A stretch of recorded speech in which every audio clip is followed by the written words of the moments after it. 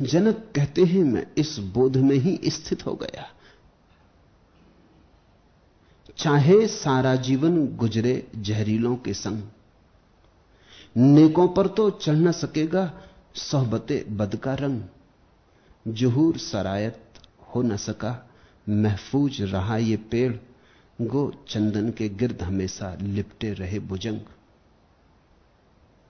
चंदन के वृक्ष पर सर्प लिपटे तो भी चंदन विषाक्त नहीं हो गया है।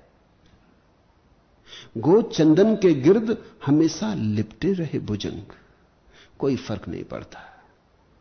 आत्मा अदृश्य है, शरीर दृश्य है, मन भी दृश्य है। दृश्य अदृश्य को छू भी नहीं सकता। लिपटे रहे भुजंग, आत्मा इनसे कलुषित नहीं होती। आत्मा कलुषित हो ही नहीं सकती। आत्मा का होना ही शुद्ध बुद्धता है। लाख तुमने पाप किए हो, तुम्हारी भ्रांति इसमें है कि तुमने किए, और पाप के कारण तुम पापी नहीं हो गए हो। कितने ही पाप किए हो तुम पापी हो नहीं सकते, क्योंकि पापी होने की संभावना ही नहीं है। तुम्हारा अंतस्तम, तुम्हारा आंतरिक स्थल सदा शुद्ध है।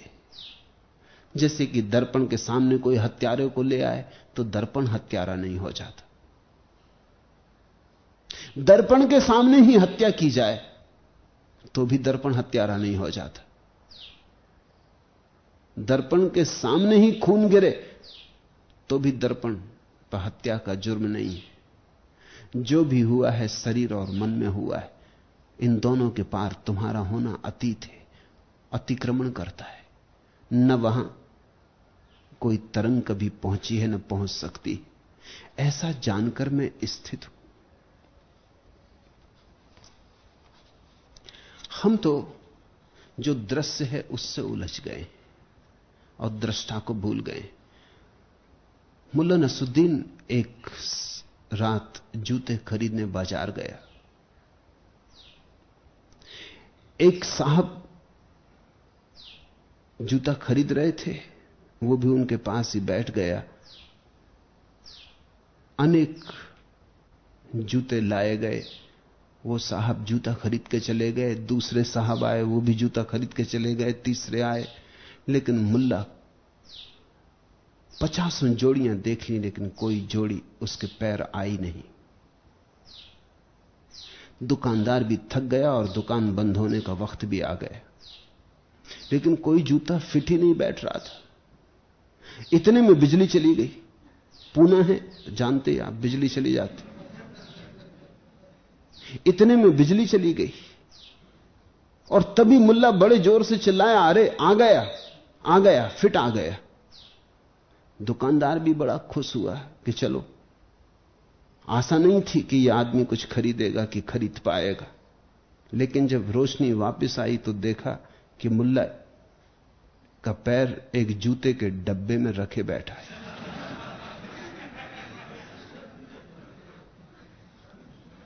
जब रोशनी आएगी तब तुम पाओगे कि कहां तुम पैर रखे बैठे हो।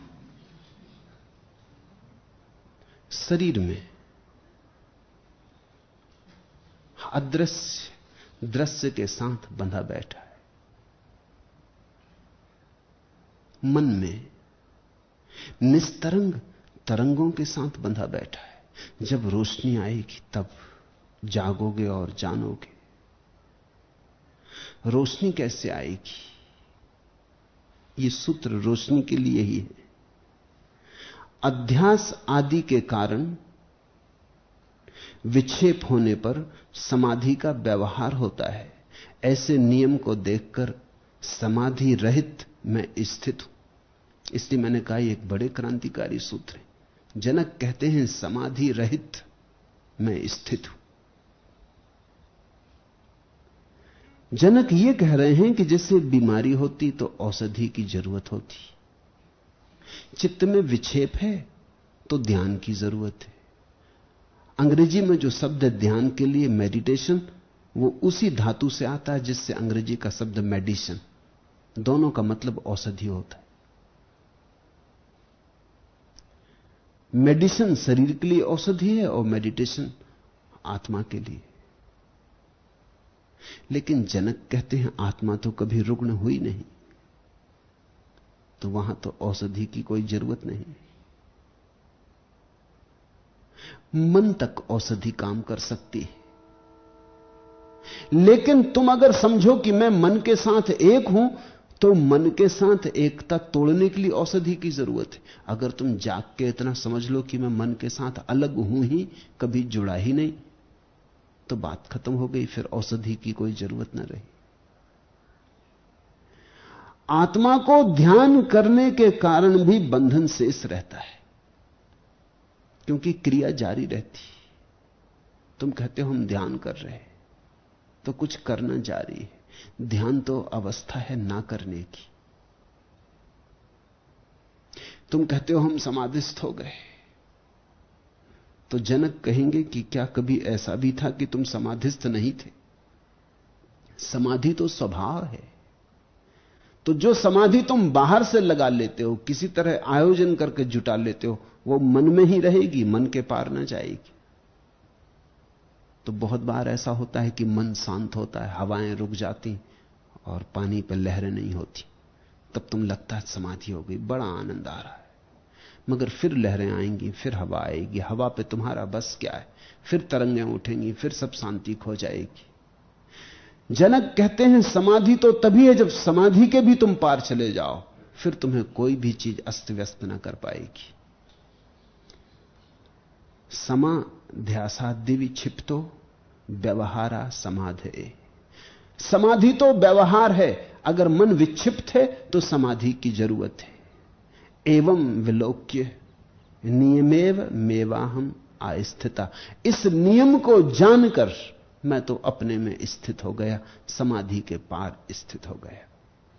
ये सूत्र ज्ञान के चरम सूत्र हैं। इनमें क्रिया की कोई भी जगह नहीं, इनमें योग का कोई भी उपाय नहीं, कुछ करना नहीं है। ये सूत्र है आधारभूत।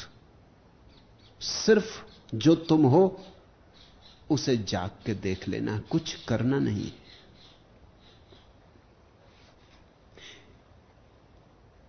अध्यास आदि के कारण विक्षेप होने पर समाधि का व्यवहार होता है। ऐसे नियम को देखकर समाधि रहित मैं स्थित हो गया, समाधि रहित। हे प्रभु, हे और उपादेय के वियोग से वैसे ही हर्ष और